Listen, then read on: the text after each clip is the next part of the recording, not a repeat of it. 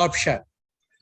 After taking voluntary retirement from Indian Railways in 2013, Dr. Patnaik joined Heavy Engineering Corporation as Director Finance from 2013 to 2017, and then as Managing Director of Indian Railway Finance Corporation from 2017 to 2018.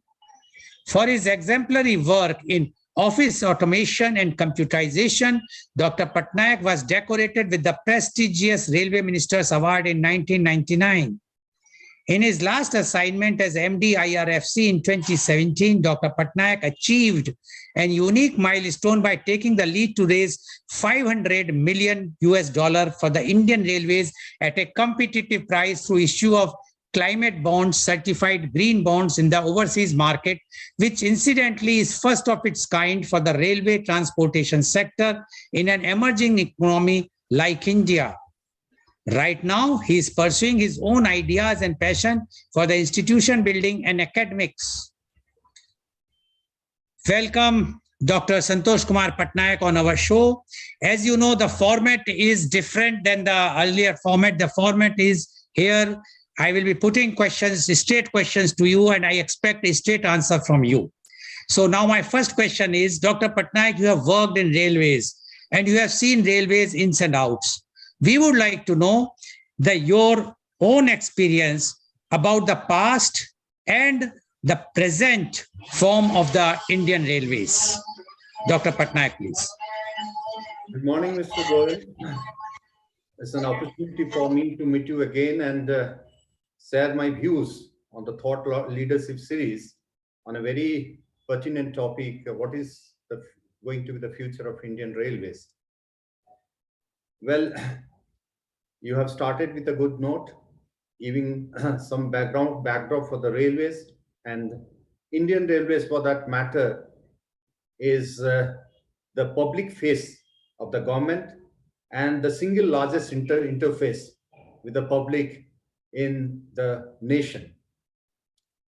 So today, if you see, this is the fourth largest organization in the world in terms of its network, behind USA, China, Russia, and then our turn comes. But yes, our network is supposed to be a very complex network, and the number of passengers that the Indian Railways moves, almost like 2.4 crores per day, is almost constitutes the total population of Australia and New Zealand. So that is the strength of Indian Railways. And beyond that, also the Indian Railways carry a freight traffic load of almost like 2 billion ton. So this is quite a mammoth task which Indian Railways have been carrying out for past almost like 169 years. If you look at the history of Indian Railways, the first passenger train was started moving from Borivaddur to Thane in the year 1853, 16th April 1853, to be very specific. And that was during the British era, and Lord Dalhousie was the Viceroy in India. But very few people know that the railways have come prior to that in Indian Railways. It has taken birth in the year 1832, when a small railway existed near to Madras, in the Madras Presidency, by name Red Hill Railway, and that used to carry the laterite stone for some construction works. And subsequently, we have the railways which come, the local railways which came into picture was Godavari Dam Construction Railway in 1845, Madras Railway in 1845, Great Indian Peninsular Railways.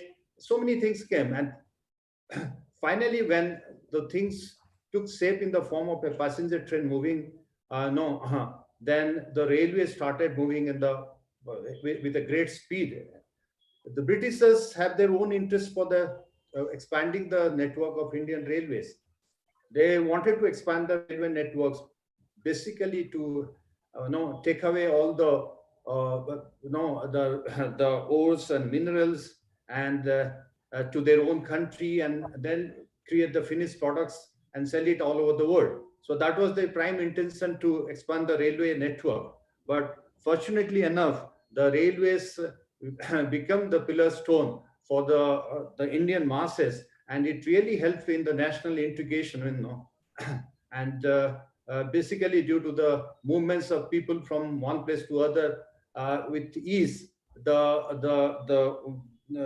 independent movement also gained the momentum out of the railway construction. So it was in fact a blessing in disguise, though Britishers constructed it for their own purposes, but railways came handy for the Indian masses. And after the independence in 1947, the railway started reorganizing.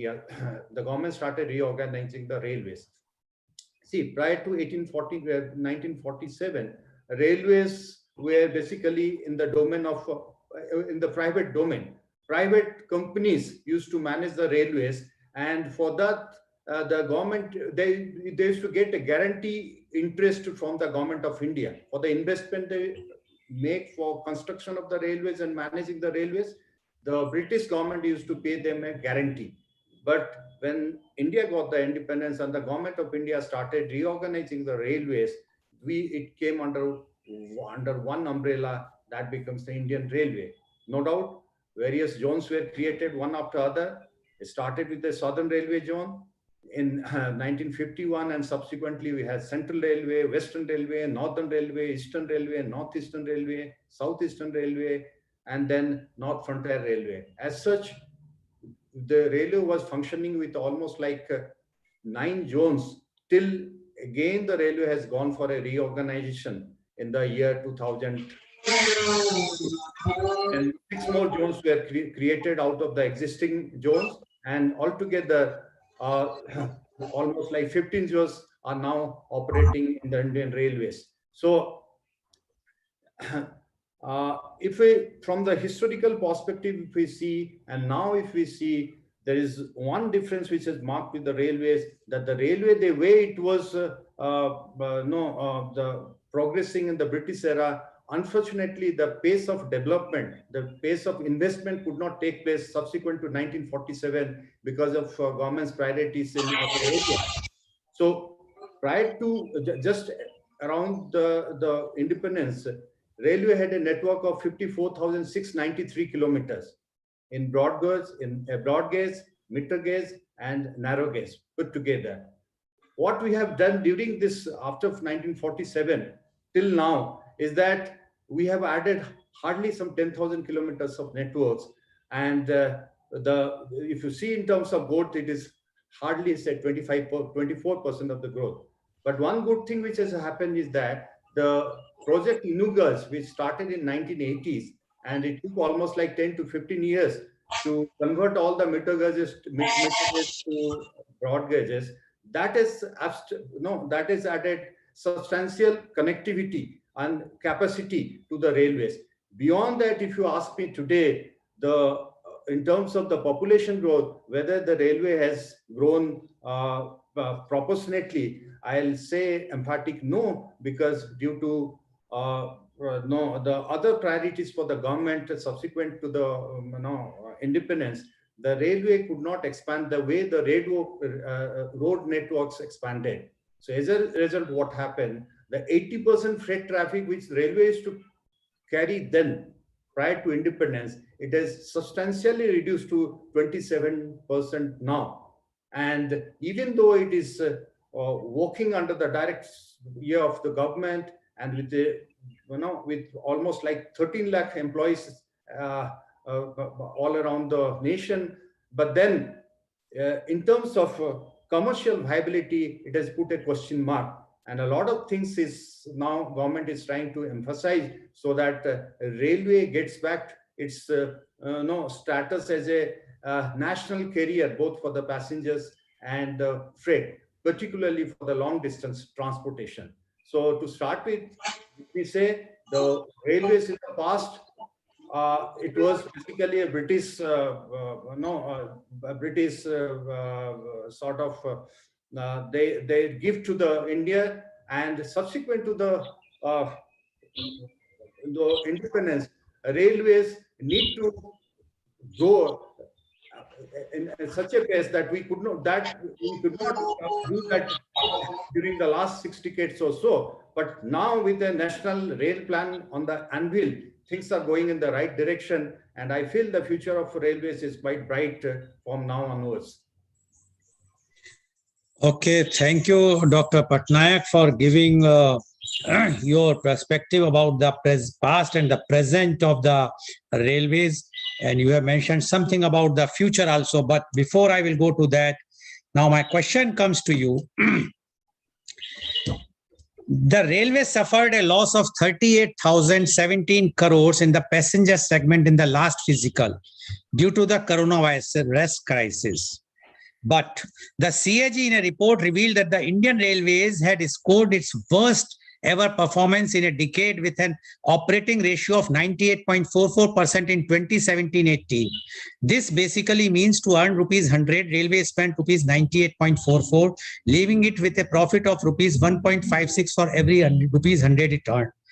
The CAG report further noted that were it not for the advance received from NTPC and IRCON, the Indian Railways would have ended the year in the red with a loss of rupees 5,676.29 crore instead of surplus of rupees 1,665.61 crore. Had that advance not come through, IR's operating ratio would have been 102.66% as per the report.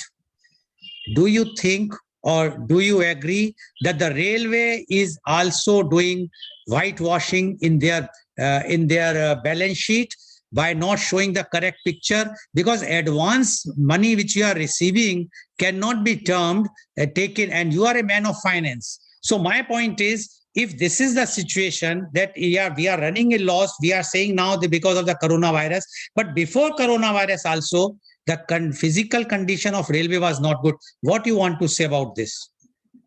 Well, as I have told you, subsequent to the independence, the railways management come under the government fold. And government tried to manage the whole scenario out of the budget, railway budget.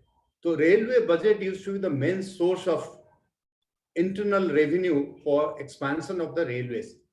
But subsequently, it so happened, due to the economic situation in the 80s, railways budget shrinked and shrinked. And that created all sort of problems for the railways in terms of their operational movements.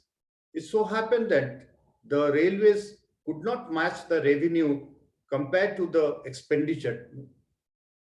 Is because one of the reasons for that is that railway had a very large base of manpower. Second reason is that a lot of activities which happens in the railways is mainly out of the social obligation, whether it's the construction of the railway track or it's a movement of trains from one part of the country to the other part of the country. So the passenger traffic never faced the railways the type of revenue which is required. And more so, from the very beginning itself, from the independence days onwards, railway is having a very lopsided fare and fare structure. Means there's a lot of cross subsidy which is working in the interest against the interest of the railway. While passenger traffic is hugely subsidized, the freight traffic is means overpriced. So as a result, railways could not really move in as a commercially viable organizations from the very beginning itself. So what you said right now is the operating ratio, which basically talks about the efficiency, operational efficiency of the railways.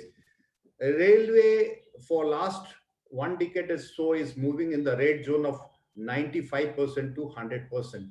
Means for 100 rupees they earn, they spend around 95 rupees. If it's the operating ratio is 95. And as you rightly said, due to the corona, the 2021 balance sheet has really gone very early for the railways. You say there is a loss of about 35,000 odd crores, with the passenger traffic not coming because of the COVID restrictions or the not movement of train. Railway harped very much on this, freight traffic. The operating ratio as such, as I don't think you have given the right figure of the operating ratio for the last year. It is in the range of 120. That means railway. Excuse me, Dr. Patna. I am not giving for the last year. I am saying of 2017-18 pre-COVID time. Yeah. It was also 102 point something, while it was shown 97-98, which was a window dressing of the balance sheet or the of the railway balance sheet. Because when you being a finance person, when you are receiving some money in advance, you cannot show it as your profit. It has to be kept in an advance only, while they have shown it as in a profit, and that's why they tried to show that there was a profit of 1,600 crores, while actually it was a loss of 5,000 some odds, even the pre-COVID time. I am not talking of the COVID time. Yes, please.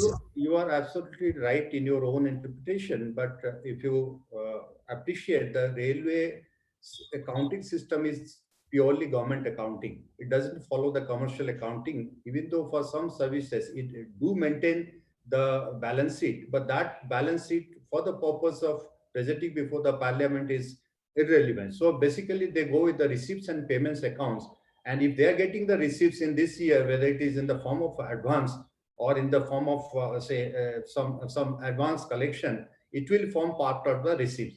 So that way, I don't think in terms of the government accounting, the railway has ever erred. But you are right. If you are going for a balance sheet approach, though advance payments to railways cannot be reflected as part of your earnings. So you are right. But as I told you, for last 1 decade or so, why 1 decade? Ever since I have joined the railways, I always find the finances are a big constraint for the railways.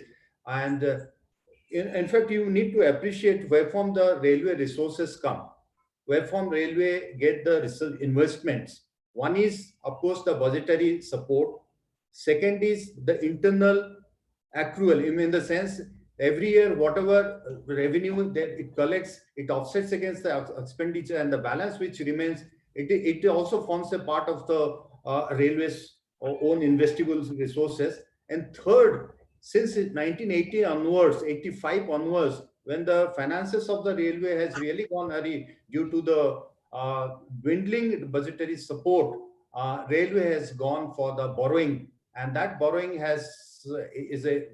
is happening every year since 1986. And today, if you look at the balance sheet of Indian Railways, the borrowing which it gets through the Indian Railway Finance Corporation, its borrowing arm is to the extent of nearly 2.5 lakh crore. So with such a huge borrowing, one can easily anticipate the financial condition of the railways if your revenues are not commensurate with your investment. Okay. So according to you, railways were in loss, but you mentioned one thing. You said that, and it is the fact that Indian Railways is one of the largest or biggest employer in India. And next to is the defense. And it employs almost 1.4 million people. Now, so the Indian Railways is basically, it's a social economical, it plays a very, very important role in our job creation. So in the reports which are coming for the future is that the government is planning to privatize it. I will just read something. There is a proposal of National Rail Plan or NRP for India. It is a 30-year plan from 2021 to 2051, which envisages investment of rupees 38.5 lakhs crores. The plan is to create a future-ready railway systems by 2031. According to NRP, all freight trains will be privatized by 2031. Along with 30% of the 750 railway stations. All profit-making AC coaches will also be privatized. Only loss-making second-class passenger trains will be left with the railways. Interestingly, the private players just have to invest in running the train, not in the infrastructure or anything. The driver and guards will be from the railways, as will be the tracks. The railways will also maintain the stations, while the bookings will be done by the Indian Railway Catering and Tourism Corporation, or IRCTC, a subsidiary of Indian Railways. This means the Indian Railways will run only loss-making passenger trains, while all profit-making trains will be operated by a private sector. As the profit is only from AC trains, won't the railway losses increase by this? Now, my question to you is, one side, the future, what we have seen during the last 7 years, how the privatization, or you can say the monetization of the assets are taking place, where this present government is trying to rope in the private player by their saying that they are going to invest, but actually they are not investing money. They are just taking it on a percentage basis, like we have seen in that case of airports. Similarly, in the railways, their plan is that they will be operating the train on the percentage basis. They will share whatsoever the passengers load will be there. Now, when this is the situation, and all those trains which are loss making will be run by the government, definitely two things is going to happen. One is the loss will increase in the future. Secondly, the number of job creations will definitely decrease, because the private player, as you know very well, they have no interest for the social conditions of the society. They are only interested for the profits. So they would like to operate with minimum staff, with the least salary whatsoever is possible, while the railways have their specific things, they have to pay more and more. So what do you say about this, Dr. Patnaik? Well, Mr. Goel, you have pointed out a very relevant issue, which is, in the point of discussion in the National Forum. The privatization of railways, as you say right now, is this option that government is trying to work out in the similar lines that the Air India, or say the other transport carriers. Indian Railways, as I have told you earlier, is one biggest factor for the national integration. So, and the second part is that the created railway infrastructure, it cannot be passed on to the full domain of the private player. So the public expenditure needs to be incurred for the purpose of asset creation. But since the government has its own resources, they are finding out different ways and means how to make the railway viable. So one thing which I can tell you, during the last 6 decades or so, the different governments which have come into power is trying to balance between the social obligation and the commercial viability of the railway. And it was a big failure all throughout. Whoever has come as the railway minister in the past, they have a political agenda to run the railway. So basically, they will declare some new routes, new tracks, new routes, new trains, and which ultimately will add the financial liability to the railways. So over the years it has never helped the railways in terms of financial sustainability. Second is that even for the running of the trains, as I told you, many passenger trains are running on losses. Railway has never worked in a commercial organization, even though it is playing the dual role of social obligation and commercial organization. The commercial part of it was never looked into properly. In fact, you see, we should not try to put the blame on the railway management for that matter, because railway management never got that leverage to do their own pricing of the services. They do the new introduction of new trains. So everything was going at the dictate of the government. Now, government who have realized in the recent years that railway cannot run in this way, because the way the financial liability is going every year due to the borrowing of which is primarily utilized for the creation of rolling stock assets and now the project assets. So government is harping on the different options, and the national rail plan, as you have rightly said, it is futuristic in the sense by the year 2030, how the railway should look like, what should be the priority for the railways, whether it will be creation of new assets left and right, which used to be done in the past, whether it is to review the projects which are continuing since last so many years. Some of the projects, railway projects, are continuing with last so many years with little allocation of fund. So those projects are irrelevant in the context of railways development. So what the best thing with government is done is right now to the national rail fund is prioritize the project.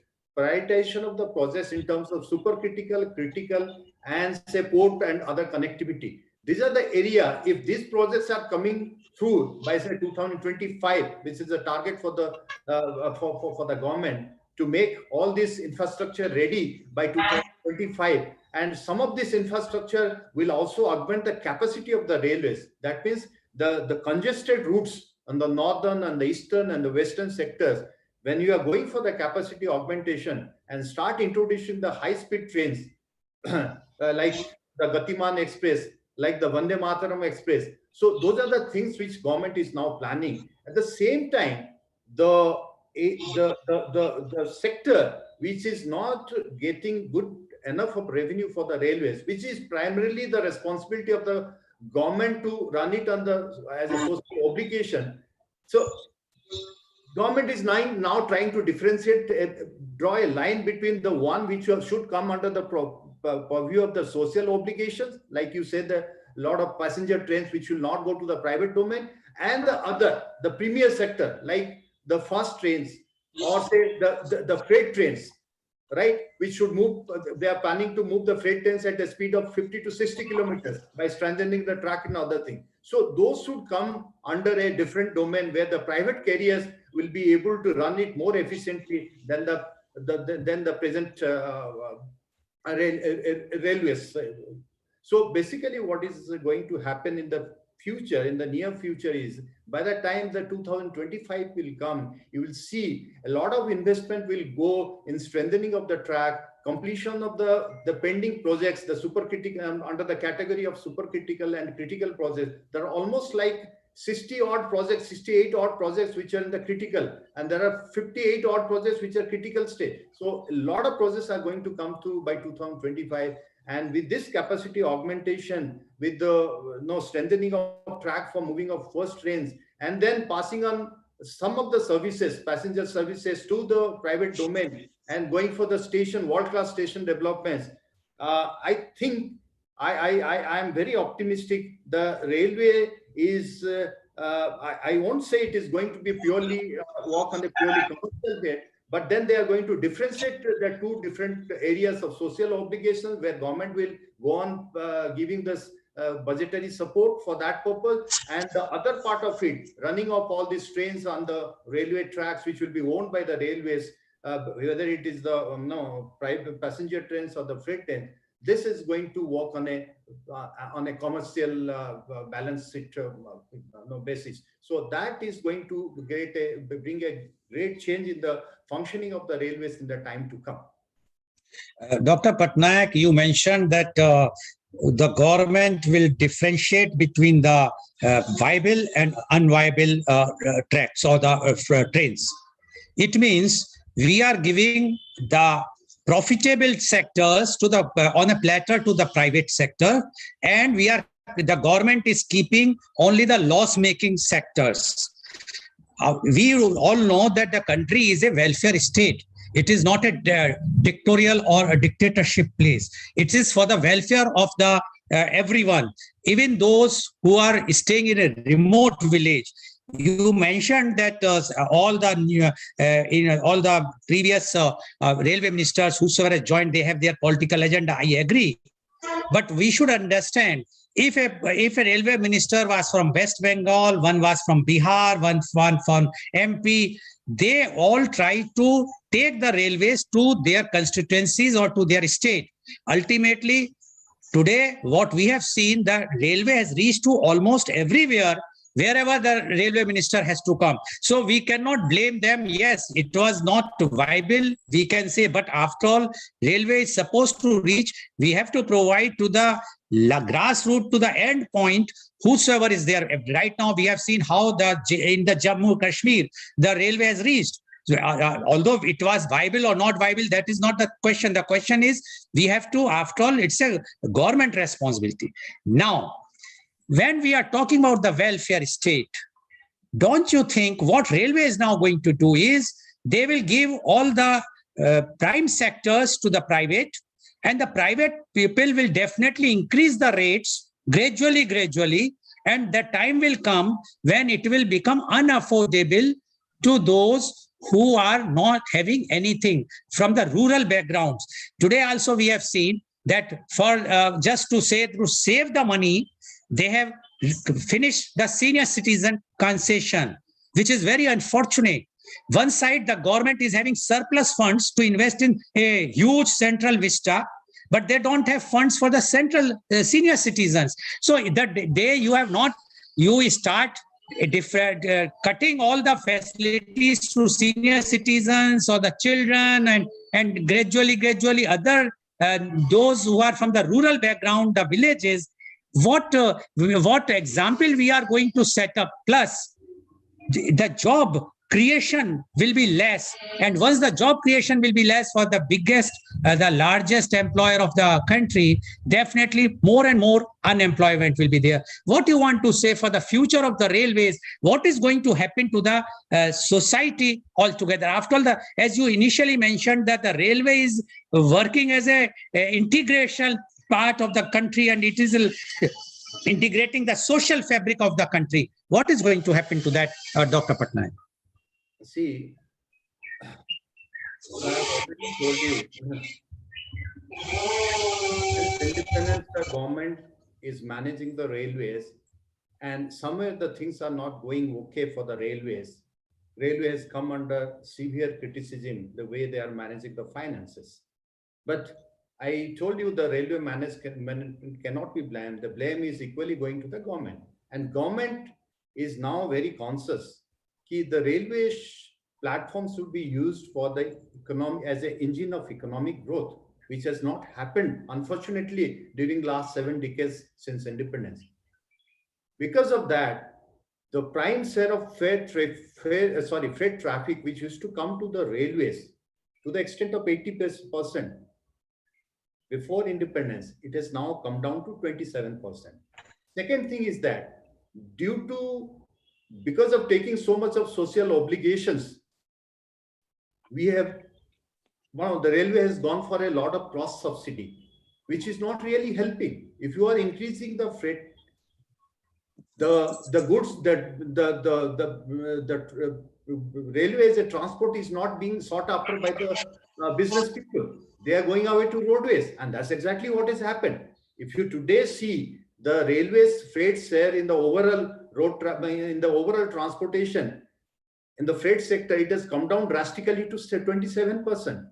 So the government is quite conscious of that, and because of railway is not getting investable surplus through internal resource generation, that means the revenue should come more than the expenditure. Then only you can have the internal resource generation.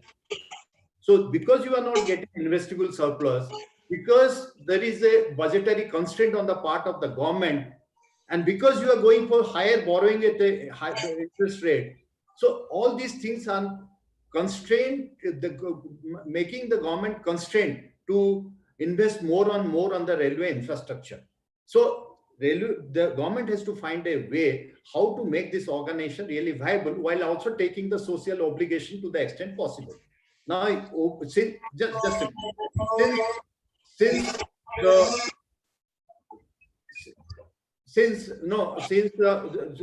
since the market economy has already ingrained to the Indian economy very much, and a lot of people are now capable of paying more for the transport, right?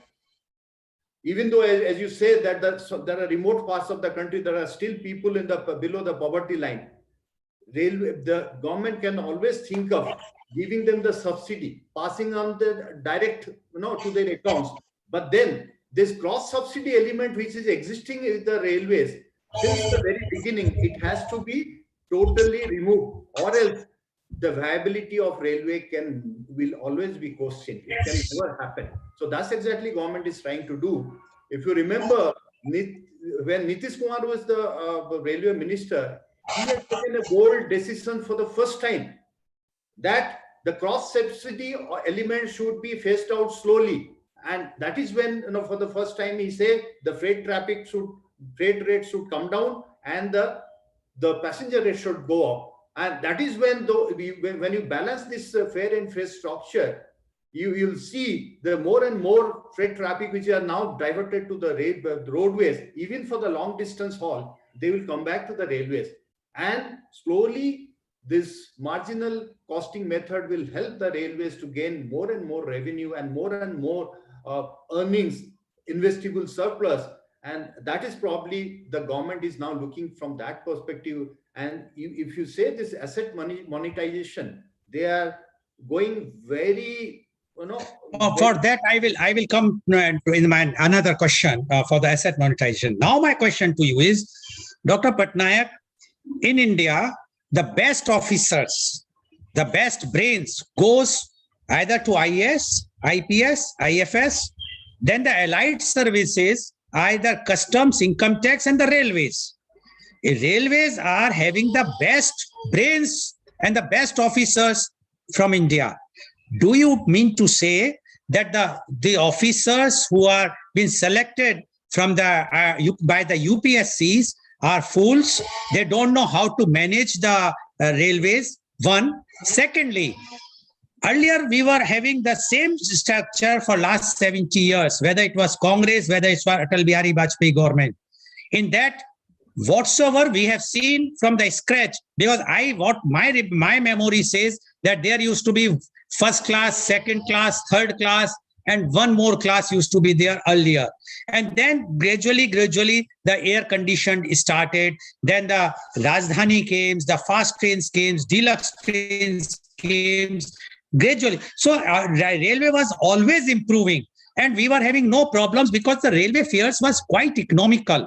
But now, what has happened now? Where that immediately we are in losses, we want to sell all the assets, and we can't manage. Those officers who have been selected with a thorough scrutiny, those who are managing the entire railway board to the zones and all the headquarters, if they don't have the brains to do it, how do you expect that a private organization will do it? Because private organization motto is only to earn money. Business is for the business, not for to give any charity. While the motto of the railway is to give the subsidy, charge more freight from the freight. Yes, you said it is to be reduced. Gradually, you increase the what Mr. Nitish Kumar has done. But when these private players will come, they will not increase gradually. They will immediately increase. We are seeing what we are seeing at the airport. You go to the airport, the way they are charging for each and every facility today. If you want to sit in the anything, any facility which you want to avail. Earlier, the porter used to be available for 10 rupees. Now the porter is available for 300 rupees. How you expect the same thing is going to happen in the railways? Time to come in the future, what will happen until, and you say that you transfer the direct transfer, we are transferring, the government is transferring 500 rupees a month. Do you think that 500 rupees a month is sufficient even to buy a ticket from Delhi to Bombay today?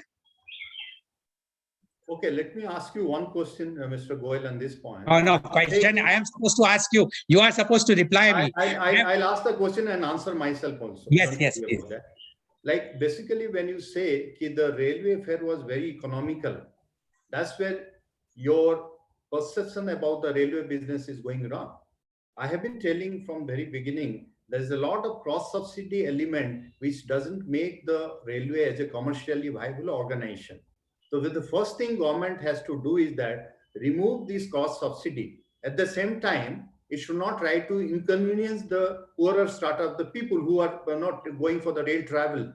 So that is where I say this differentiation is very much required. It has to come through. Now, suddenly, if railways, you are going for a pricing structure as per the market economy, suddenly you will find the railway passenger fare going up. That cannot happen in one particular year. It has to gradually go up. And that's exactly the government is trying to do. If you say, take the 1980s, there were not many AC travel coaches, but hardly one or two in each train. Now, if you see today in each of the train, there will be the 3-tier AC, there will be 2-tier AC, there is a first AC. more than 50% of the train, long distance trains are having the AC coaches. What does it mean? Now people can afford to travel in ACs. That means overall, if you look at this point, the economic condition of the people is improving. That you can make it out from the travel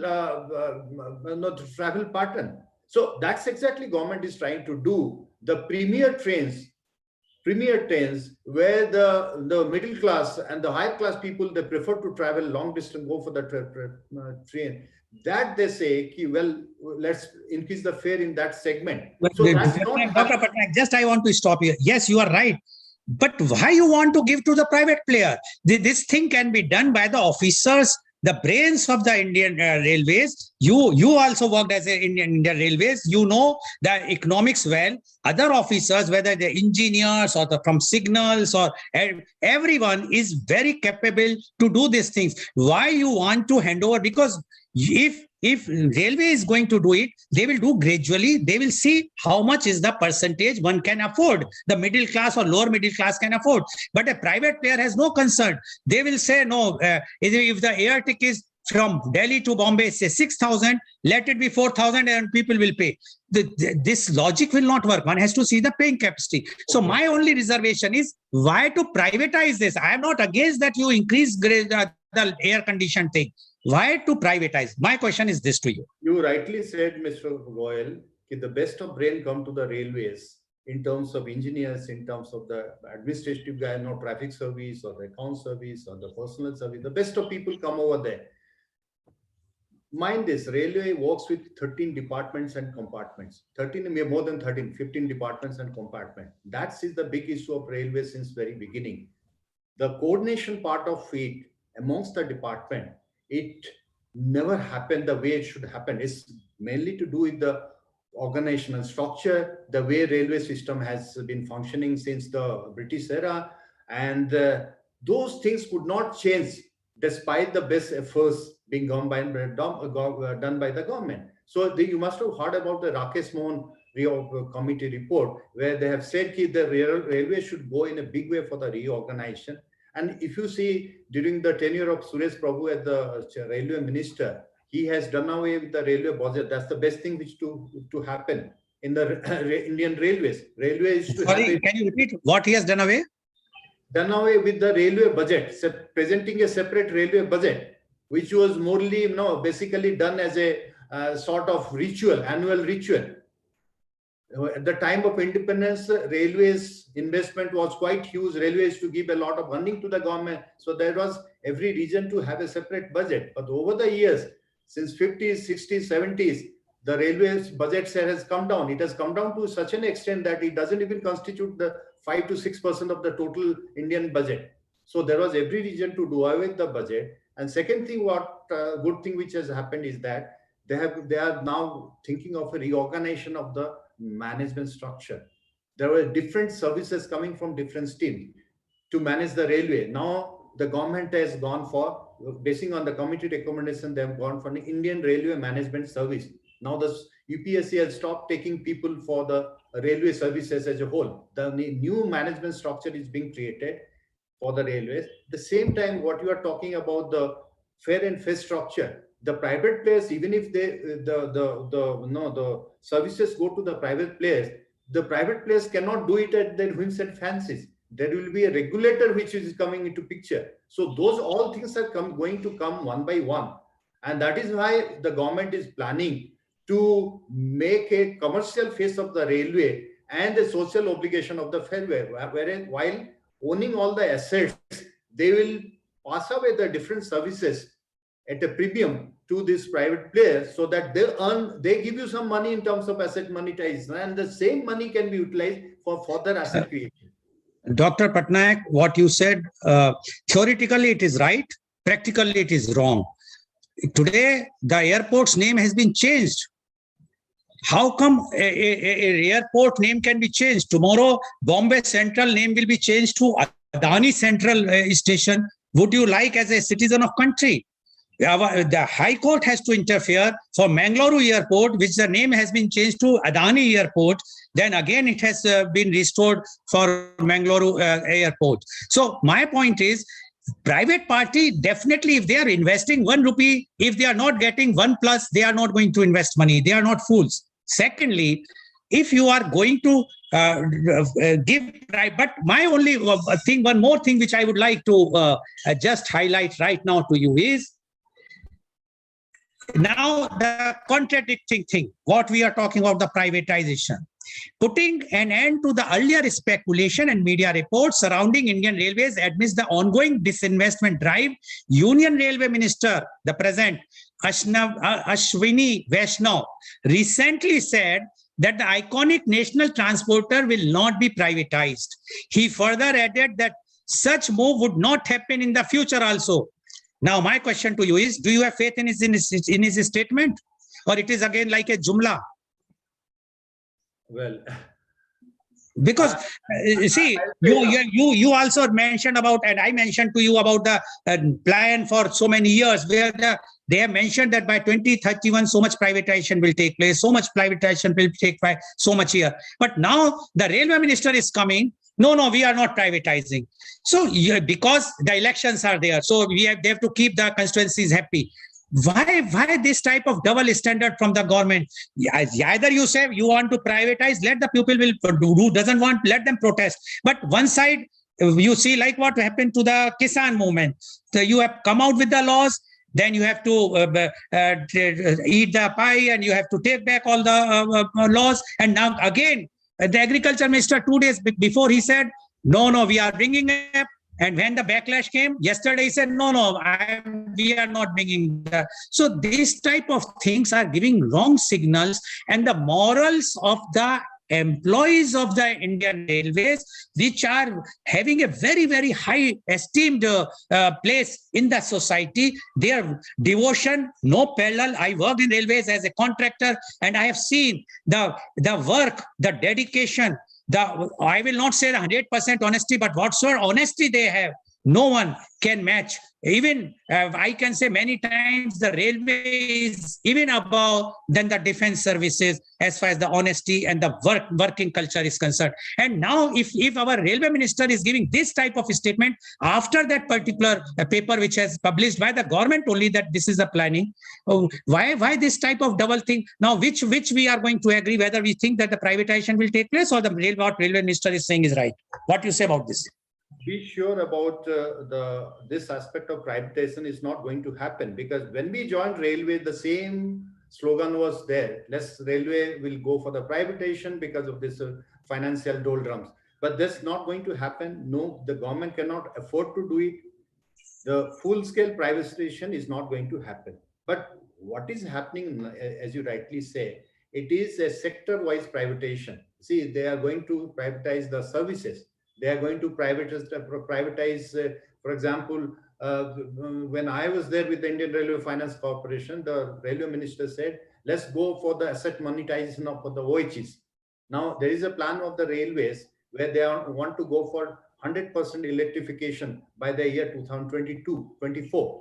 Almost 70% track has already been electrified. Another 30% track is going in a very, on a fast track, and it's going to happen. Once that happens, railway have a different face altogether. It will be the green transportation.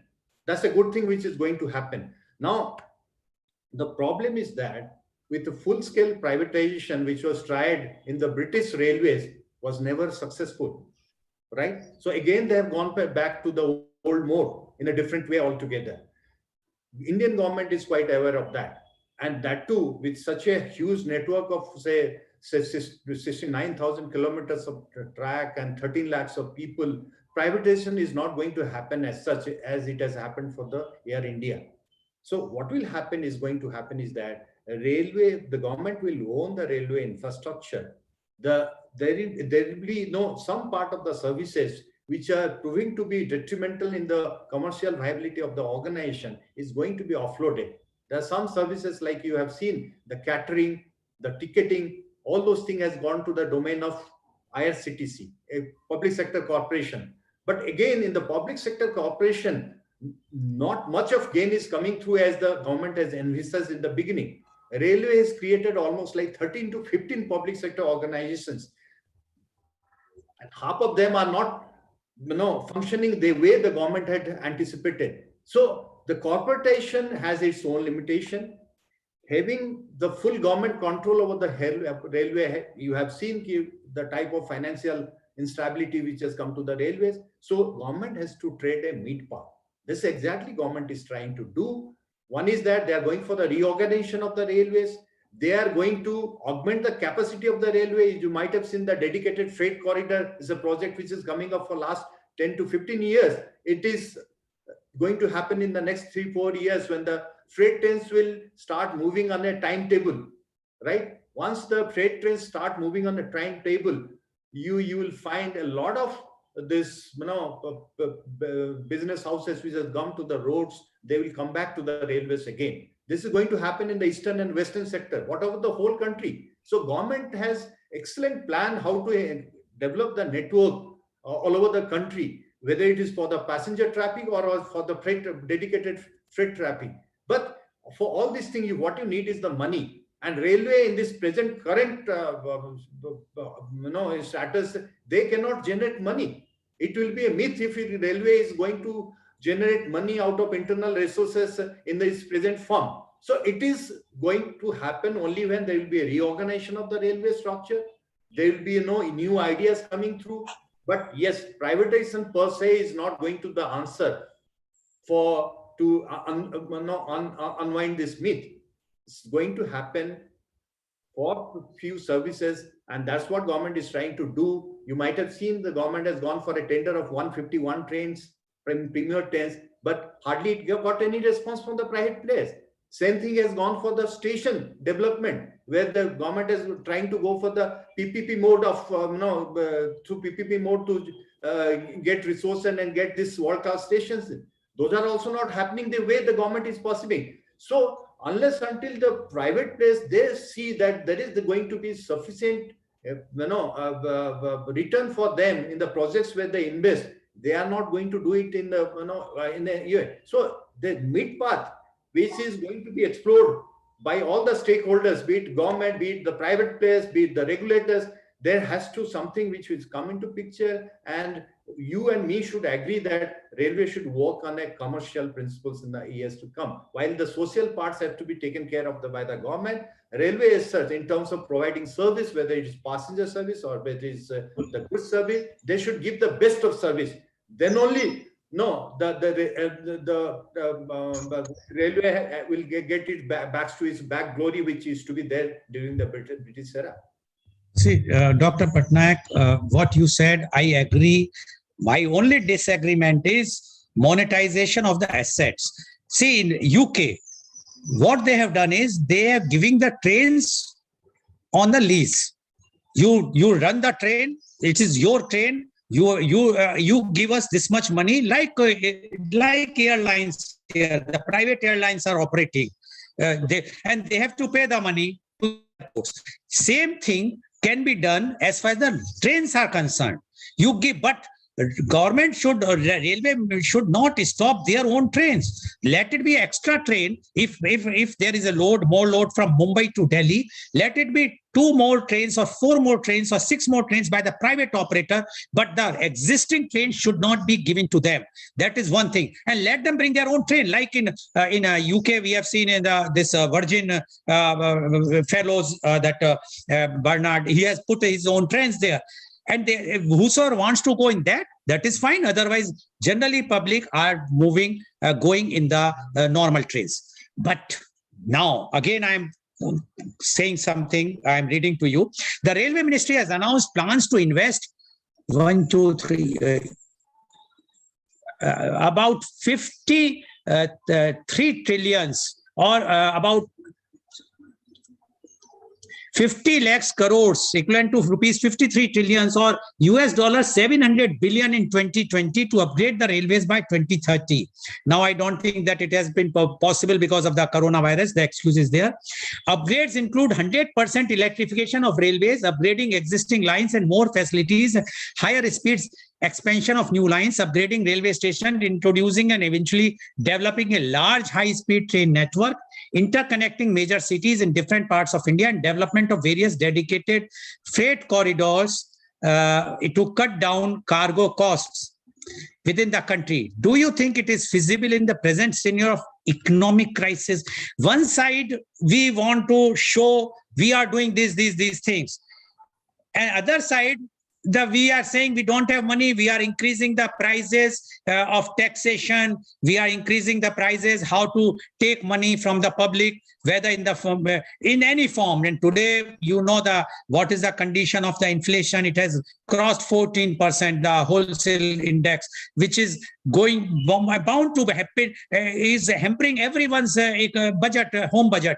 Now, when this is the situation, why not do something else instead of giving these types of false hopes to the public? And one point which you have mentioned, that they come out with so many trains and the stations, by private players has not come. It is written on the wall that there are only 2 private players in India. They will come.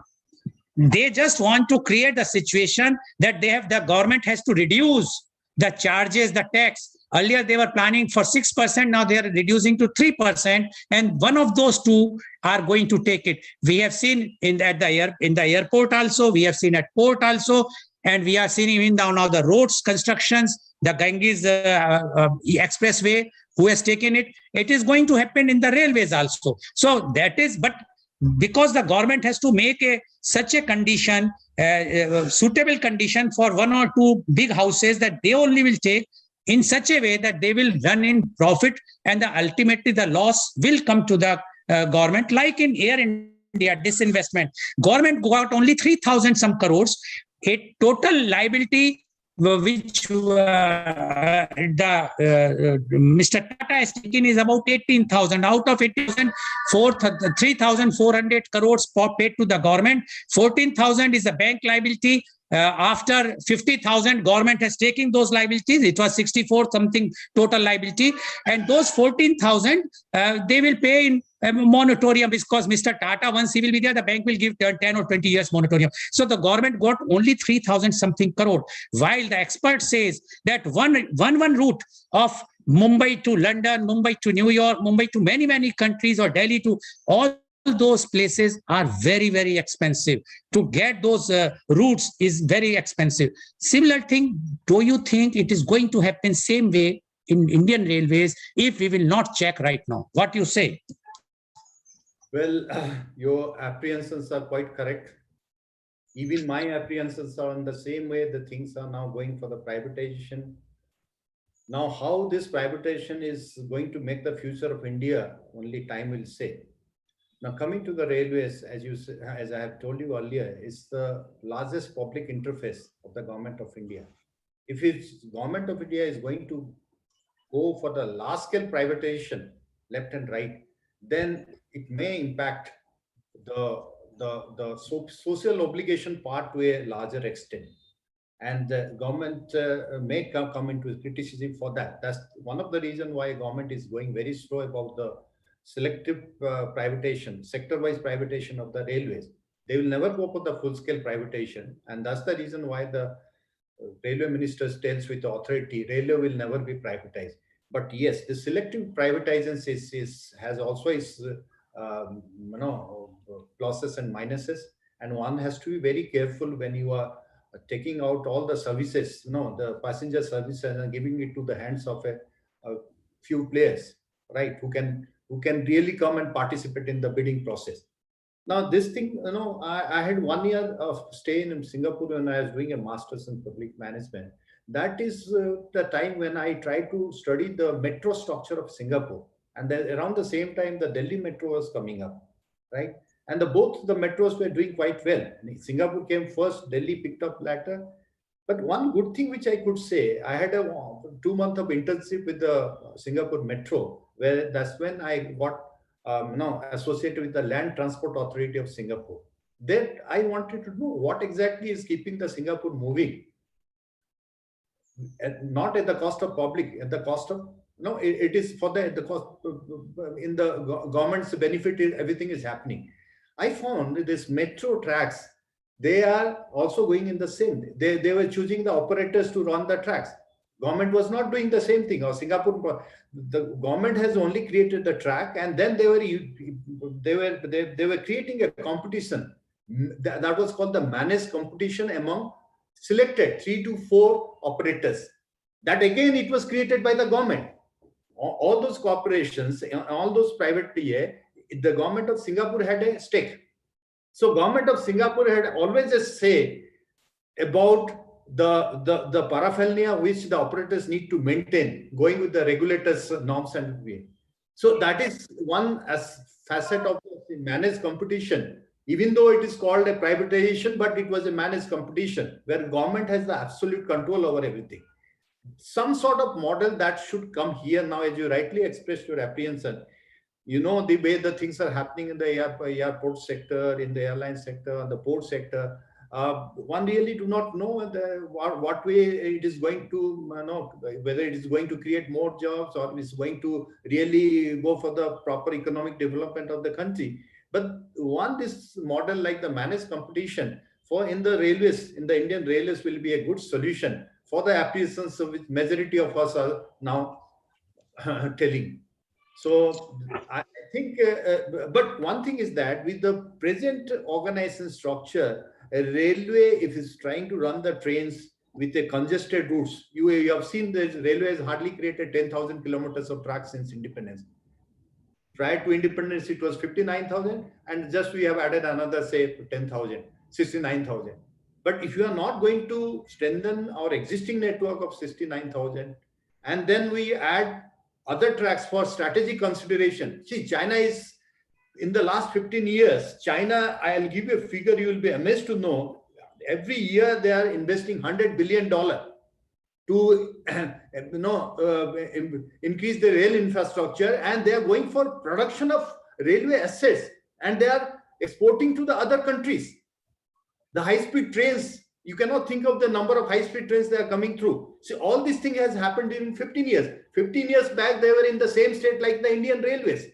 So Indian railways need to also go in the same form or other. Otherwise, it will also create some problem from the strategic aspect. Now, if you are not going to link the border states, bordering, say, China or the Pakistan, of course, we have the China. If it's not going to happen, then it's going to be a big threat for the integrity of the country. Now, during the British time, they created 5 hill railways.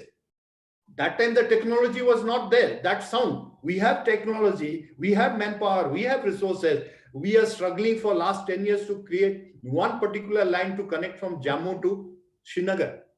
Right? If this is the pace of development, railway development, then God only can save this country. If something wrong happens on the border and we are not able to take our, the resources to the border line, then it will be a real big threat for the country. So railway needs to invest. We cannot deny the fact that railway need to invest for the new track. Railway need to invest in the states. Sikkim is one state where we don't have any railway track.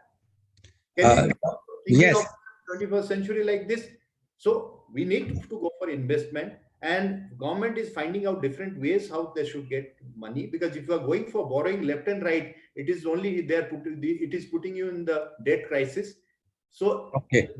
Now financing should be there to take railway out of this problem. See, now you have raised 2 points. What about the China, and other was the financing? As per an economic survey by economist Arvind Subramanian, if you invest ₹1 in the railway, it generates ₹5 in the economy. The Chinese government invests 11 times more in its infrastructure than India. You rightly said. Okay. And today, 3 Chinese public sector companies are among the top 5 in the Fortune 500 ranking. Now, so it means the government has to invest more as far as if they want to run in a big way. How to raise the funds? You have, as per your profile, at your time, you have raised $500 billion million US dollar.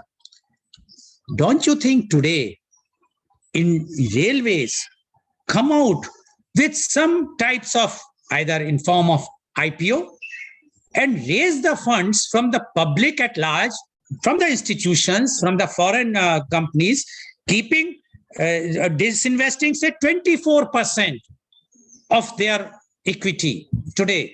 Why I'm saying, I'm giving you the logic, because you mentioned about the land. Now I am coming to the, for the benefit of our viewers, I would like to say, and then I want your views, because you are a man of finance and you work with railways. Railway is the biggest landlord in India. Second is defense. It is 30% bigger than state of Goa. Why we are not using it? I will give the figures. Total land it owns is 4,780 square kilometer. I'm talking of square kilometer, not hectares or acres. And 510 square kilometers total vacant land is owned by railways. 821 hectares land are under encroachment. This is the not my figure, Indian Railways data till March 2019. This is the source. Now my thing is, as a man of finance, why not keep this thing in mind? Ask your officers, brilliant officers, you have best civil engineers with you, to utilize that land, because that land are nowadays in the prime locations of the country. In all the cities I have worked with, so I have seen how the prime location lands are available with the railways. Monetize them, not in the form of selling them. Construct whatsoever commercial complex you want to construct. Give them on lease to the public at large. Charge them lease rents, but don't sell it. Don't give the entire land to a private party so that he will construct the mall. Similarly, at the airport, railway station, construct all the facilities. Give it. You have everything. Railway itself, I was told when I started my career at the age of less than 18 years, I was one of the youngest contractor to be approved by the railways when I became 18, was that the railway itself is a full wholesome country. Every facility, every department is working in railways. Now, my point to you is, you can raise the funds. You have so many sources to raise the funds. Why go and privatize and give to one person? Let the public will also get the benefit of the shares which they will hold of Indian Railways, not to a one X or Y corporate house only. This is my only reservation of the privatization. And in this way, government will have funds. Government can do the social obligation also, and it will earn money also, and it can invest in the infrastructure, which will in return will give the benefits of the giving the profit ratio increase. What do you say about this, Dr. Patnaik? I think you have uttered the right statistics for the railways. Railway, the defense, has got the highest land holding. Thanks to the vision of the Britishers, who had that time thought of expanding the railway network in the century. Dr. Patnaik, I'm just stopping you. You are the very few who has said something about the vision of Britishers. Otherwise, whosoever comes on my program, they always criticize them, and they say don't follow them. But I always say, follow the good things, whosoever it. And you are the first person. You are saying that their vision, they were the visionaries who have done so many good things for the country also. One should not discount that. Yes, Dr. Patnaik. Particularly the way they have conceived about the extra railway on the both sides of the tracks, that is something unimaginable. Even some of the tracks you say it has been encroached. Still, we have got that track, and for which we are going for doubling, we are going for tripling of track, and then we are going for the dedicated freight corridor. All these things would happen because Britishers have thought of this thing is going to happen for the country, whether they are ruling or somebody else is ruling. So, but the railway infrastructure will get developed. But unfortunately, what has happened over the years since independence, we have not managed our railway land properly, either for the creation of new railway tracks, or for that matter, utilizing it for the commercial purpose on their own, or by they're leasing it out to the others. But slowly, when things are changing, and particularly when the market economy has already been part of India's economy, now we are thinking of different ways how to monetize these assets. So railway, about 20 years back or so, more than 20 years, I think about 25 years back, they created an organization called, as a corporation called Railway Land Development Authority, right? They were supposed to take full-scale charge of the extra land which is there in the railways possession. But unfortunately, as I told you, most of the corporation, the way the government has envisaged to work, they could not work in the same way. I don't want to comment on the expertise part of it. Maybe due to the inherent problem in the organization structure, the way that the management takes place, because all these corporations come under the purview of Indian Railway. They are directly under the control of the Ministry of Railway. Things have not materialized then. Now, as you rightly say, in the city like Mumbai, in Delhi, in Kolkata, in Chennai, everywhere railway have got land in the prime locality. And there are encroachments happening. So at one point, the railway is struggling hard to get those encroachments out. At the same time, they are also not succeeding to monetize these assets. As you said, that ownership will remain. Asset monetization per se is good for the railways. You are going to monetize an asset where the ownership lies with you, and you are leasing it out to a private player where he will create revenue and he will share part of the revenue with us. This is a very good model which, if it is managed. My only reservation is, why one party, Dr. Patnaik? Why not many stakeholders? If you have a land in Bombay, let the government will construct the and today Central Vista, who is constructing? The government. Through the private players, they are constructing. They are being treated as a contractor, but they have not given them to run that. And we will Parliament, we will pay you, or the Prime Minister House will pay you, or we will get the money. No, government land should be used as a government land. There should be construction of a multi-storied building, commercial building, whatsoever, offices or residential. Then you give on the lease. Don't sell it. Let the government give the lease, and let the government will be the owner. What do you say about this? When I was in IRFC, one such proposal was mooted by the Ministry of Railway, where the Indian Railway Construction Organization, IRCON, was asked to develop the properties in the railway land. So IRCON and RLDA, they formed a consortium. Now government said, okay, you are going to do this thing, I am monetizing this asset, and you are going to give us the money. So here from IRCON and RLDA will get money. So it has to be taken again on the form of a loan. So IRFC started giving money to IRCON and DA to monetize in the form. So the government money is going from one hand to the other. That's perfectly fine. Now IRCON should come out with the structure, as you said, and they should lease it out, whether it's a market complex or it is, say, some entertainment complex. I do not really know how these processes are going as on date. Right? This is, I'm talking of the period in the year of 2018. 2018 to 2021, with 2 years of COVID, and so I don't know what is the fate of those projects. So those things are very much there. Now government is trying to create a synergy between the various corporations. They should work in such a way that it gives benefits, so that the money remains with the government purview. No private players can enter to take the lion's share out of it. That's a good idea. But I'll tell you, Mr. Goel, unfortunately, the corporations which have been formed with 100% government equity, even in some of the corporation has been disinvested to the extent of 20-30%, they are not performing the way it should. Whether you are going to put the blame on the organization structure and the way it is being managed under the supervision of Ministry of Railways, there is no answer, the particular answer for it. So that is when government is looking at this private players. But Dr. Patnaik, why we are creating another East India Company in country? See, if you are giving to 10 stakeholders, 1 or 2 might be a spoiled egg. Not everyone. But if you are giving all your basket of one egg only, that if he or whosoever the corporate, I'm not naming, if they want to apply something, or think of a hypothetical situation, or tomorrow the government changes, they may stop this particular thing, and then the litigations will start. Now, these land which are still with the government will be in the dispute, and we have seen Spice Jet. Sorry, I'll give you one instance which will give you a lot of clarity on what you say. I 100% agree with you. In the same government, this present government is running for last 7 to 8 years. True, right? They are taking the policy on the, on the railway matters also. So they took a policy in the best of judgment. They will go for all these station developments would happen in the PPP mode. And there should be one particular corporation created for that.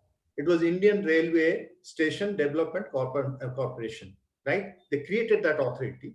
And then they started the operation. They have gone for the tendering of the whole thing. They got some, it was not a 100% successful endeavor on the part of the corporation. But then, yes, they got some offer in the PPP mode. Suddenly, when this new minister has come, somehow they found the pace of development which should happen, the way they have envisaged that all these world-class stations would come up first in the tier 1 cities, then in the tier 2 cities, not happening the way it should be. So they say, okay, let us disband this corporation. Now, in today's date, that corporation is disbanded. They are trying to find out other mode, how they will make it happen in a fast forward. So, see, government is also experimenting with various models. Now, one last thing, which is very disturbing, I think so, but you have to clarify. Railway allowed private corporate running freight business to take lease line without any payment, thus losing more than 700 crores per annum. Other only condition government says that others can use this and property remains with railway under Gati Shakti Multimodal Cargo Terminal, that is GCT, which they have started from 15th of December. I will just, for the benefit of my viewers, I will just explain that it is like this, that if someone who is in the business of freight, like say Blue Dart, if they have to send something, so that railway line will go up to their yard, and that they will not charge anything for that, and the Blue Dart can send their parcels, or Amazon can sell their parcels directly, but it will be, the property will remain with the government, and but the government says that the same rail track can be used for others. My only reservation in this is, tomorrow what they will do is that they will create one hub next to the railway track somewhere, which is a very cheaper place. They will make a warehouse there. They will put there all the things, and they will ask them to give the track up to that place free of charge, without any cost, and they will be sending their things. Government will not get anything, and government cannot lease out to any other person. So basically, it will be a net loss for the government, which right now they are earning 700, 800 crore. What are your views as a financial wizard, Dr. Patnaik? Well, till date, railway as a mode of transport has not been integrated with the other modes of transport. That you realize. Otherwise, there should not be unhealthy competition between the road and railways. Now, government is trying to make an effort to go for a multimodal transportation.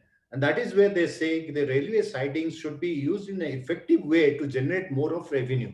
This is one of the effort, right? I must say the initiative government has taken, but the appearances which you are telling, I don't deny those appearances. Though anything can happen, because as we have experienced our private players, the big players, they always try to take a pound of flesh. Even though if they are given 1 pound of flesh, they will try to go for the 2 pound of flesh. So this is exactly what happens when policy things are being designed. Government has to be very, very careful. The intention is not bad, but it has to be misutilized by the party stakeholder which is given that. So yes. Okay. the regulatory regime needs to be properly framed out by the government, and multimodal integration is the key area. Now, all the businesses are happening on the supply chain mode. Lot of e-commerce businesses are coming now, including the Amazon, right? So all these e-commerce business, if they are not taking the railways as part of their logistics, then railway is going to ultimately lose. And road we will know in the congested roads, it is going to be a time-taking affair. Railway is a faster mode of transport. Okay. Yeah, we got it. Now, last one more question, which is a very, very interesting question for the public at large. That is about bullet train. Now, bullet train construction was expected to begin by April 2020, and the project was expected to be completed by December 2023. Due to delays in acquiring land in Maharashtra, which is because of the change of the government, that is what my apprehension is always there. The completion date has been pushed to October 2028.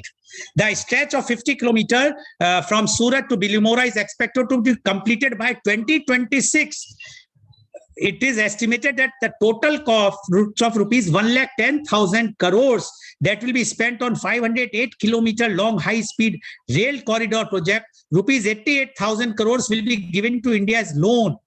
These loans will be available at 0.1% interest, and India can repay them in 50 years with a moratorium on repayments up to 15 years. Now, my question to you is, one side you are saying that we are not capable to run our existing business. Tomorrow you will have this bullet train with a government liability. After all, government has given the guarantees, so government has to make the payment. Tomorrow, what is going to happen? Will they also hand over this bullet train to some corporate house? Because if you cannot run your existing thing, and now the problems which we can see, forget about Maharashtra, even in Gujarat, only